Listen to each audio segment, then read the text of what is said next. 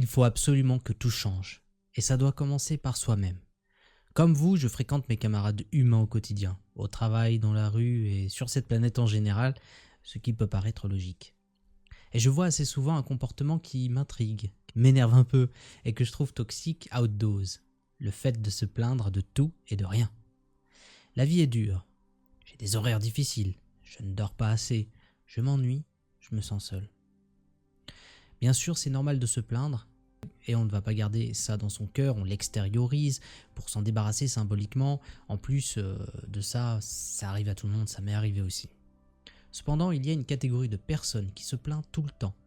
Et c'est pour eux un état psychique complètement normal. La vérité, c'est que ça ne l'est pas. Et moi, je vous parle de ça parce qu'en ce moment, j'observe dans mon milieu social des personnes pour qui j'ai de la compassion et de la gratitude. Parce que ça m'a permis d'avoir une piqûre de rappel au sujet d'un des principes fondamentaux que l'on trouve dans la philosophie hermétique. Donc, si tu es conscient de te plaindre de façon excessive de quelque chose à quelqu'un de façon complètement random et que tu veux te prémunir contre la transmission de ces états d'âme, alors prépare-toi. Je vais te partager quelques idées et la méthode de la bulle dans cette vidéo.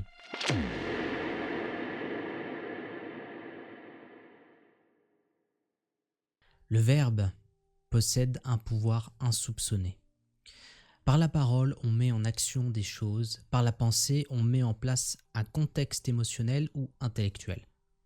Avoir une hypersensibilité par rapport à nos problèmes, nos états psychiques, nos frustrations et l'évoquer par le verbe, c'est incanter le sort qui nous maintiendra dans nos chaînes.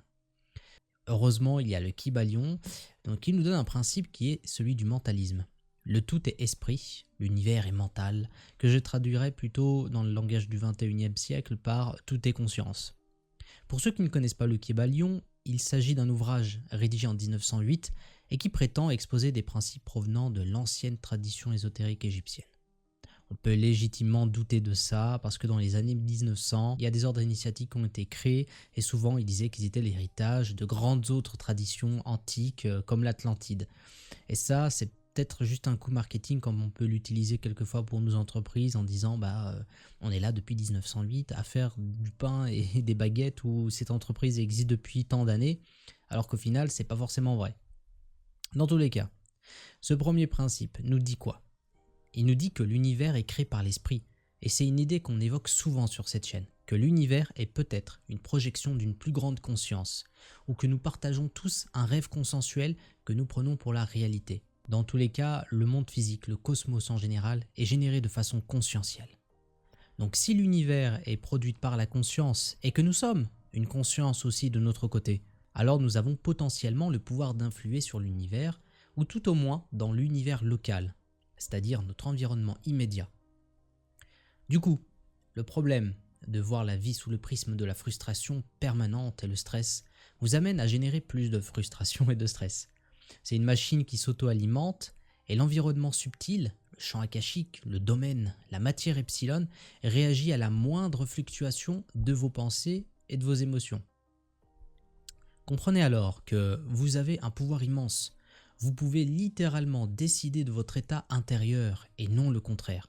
Ce n'est pas le monde extérieur qui doit décider pour vous ce que vous devez penser à l'intérieur. Au contraire, c'est une faculté de la conscience que de pouvoir décider pour soi comment on est. Et pour commencer dans ce chemin, pour essayer de vous réapproprier cette conscience, vous pouvez déjà pratiquer ce qu'on appelle la gratitude. Ça, on le trouve un petit peu partout dans le New Age et la spiritualité, la gratitude.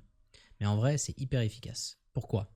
Parce que quand on y réfléchit, on peut se sentir heureux pour beaucoup de choses. Le matin, en vous réveillant pour aller au travail. Essayez, quand vous lavez les dents ou que vous préparez vos affaires, de vous sentir reconnaissant envers l'univers ou Dieu, ou qui vous voulez, pour le fait d'être en vie, ici et maintenant, d'avoir vos enfants en santé, d'avoir une activité, d'avoir vos habitudes, qui sont là un petit peu pour vous rassurer. Mais il reste un problème. Comment discriminer la plainte légitime du singe qui se plaint de ne pas avoir de cacahuètes? La réponse, c'est vous. Vous avez la boussole. C'est à vous de discriminer selon les situations si une chose n'est pas normale, que cela va contre vos intérêts. Alors vous pouvez vous plaindre, Mais surtout, vous devez passer à l'action pour supprimer la cause de la frustration ou au moins en connaître les raisons. Si par contre il s'agit d'exposer des frustrations parce que on ne sait pas quoi dire en société, pour faire la conversation, alors demandez-vous, pourquoi je fais ça? Soyez toujours vigilant à ce que vous dites et faites. Pourquoi je pense ça? Pourquoi j'ai ces émotions? Est-ce que c'est pour me donner le rôle de la victime? Souhaitez-vous qu'on vous plaigne? Cherchez-vous peut-être un avis, un conseil avisé auprès d'un camarade? Et c'est complètement ok de le faire comme ça. Mais il s'agit de doser, pour éviter de remplir l'espace d'une ambiance psychique qui pourrait complètement vous plomber vous et les autres. Justement, comment faire pour se couper de ces ambiances? La réponse elle est simple, vous l'aurez deviné, c'est l'exercice du vélo. Le Voluntary Energetical Longitudinal Oscillation de Nancy Trivialotto, qui est un exercice couteau suisse pouvant vous imperméabiliser des sources de parasitage psychique, on va dire ça comme ça. En tout cas, ça a cet effet-là, c'est ce qu'on a remarqué. À voir si c'est un effet placebo. Plus pragmatique, vous pouvez prendre le contrôle de la conversation et parler de choses positives et créer un bon climat. Sinon, essayez la technique comment enseigner lors d'une sortie hors du corps et que je n'ai jamais voulu partager avant, celle de la bulle. Alors déjà, dans le monde spirituel, on a plein de techniques avec des bulles à visualiser et celle-ci existe peut-être déjà, j'ai rien inventé. Mais elle me vient d'une sortie hors du corps suite à un téléchargement d'informations qu'un extra-physique m'a fait pour m'expliquer comment la loi d'attraction fonctionnait. Ok. Je me souviens qu'à l'époque, je trouvais ça tellement kitsch que je n'ai pas partagé le contenu de cette sortie hors du corps à part à des amis. Je me suis toujours refusé en fait de partager le contenu que pouvaient me donner certains extra-physiques parce que ça faisait un petit peu gourou, guide spirituel ou quoi, et moi c'est pas trop mon délire. Enfin, c'est pas, je trouve que c'est pas des informations qui sont forcément fiables. Donc je peux pas être le messager de choses en fait dont j'ai pas confiance, ce qui est normal. Mais en tout cas, je vais partager ça parce que y a pas d'enjeu cosmique. Il n'y a pas d'enjeu terrestre grand, et puis voilà, si la méditation ne fonctionne pas, c'est pas très grave quoi. Mais il faut toujours essayer, puis c'est à vous de me dire en fait si ça fonctionne. Auquel cas j'irai m'excuser auprès de l'extra-physique. Alors l'idée de cet extra-physique, c'est qu'on dégage un champ autour de nous, qu'on peut nourrir avec des désirs, des images, des symboles, des intentions.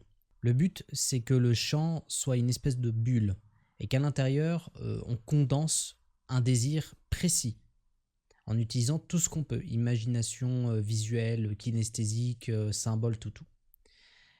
Sauf qu'après, il n'y a pas de relâchement comme pour une intention classique. On garde ce champ tel quel. Ça, on va appeler ça un champ d'énergie. Et son rôle, c'est de servir d'attracteur. Donc je répète, on condense un désir, voilà, de façon compulsive, obsessionnelle, avec l'imagination, avec les méditations, etc. Et le but, c'est de garder ça avec nous parce que ça va nous servir en fait d'attracteur qui va nous permettre de attirer à soi la chose, le désir qui est évoqué. Voilà, c'est super simple. En gros, on crée un aimant. Donc je vous ferai une méditation guidée, mais après le but est de pratiquer la technique de façon autonome. Vous l'aurez jeudi sur YouTube et en téléchargement libre dans la newsletter du jeudi. Abonnez-vous d'ailleurs à la newsletter pour rien rater de l'actualité. C'est maintenant sur ce canal que vous trouverez des documents, des méditations gratuites à l'avenir. Certains seront sur YouTube, mais pas toutes. Ça dépend de mon humeur. Ça dépend surtout en fait s'il y a un enjeu à ce que je le mette sur YouTube ou pas. Et aussi ça dépend du travail qui est fourni. C'était le voyageur de la conscience. Merci pour l'écoute. À très vite.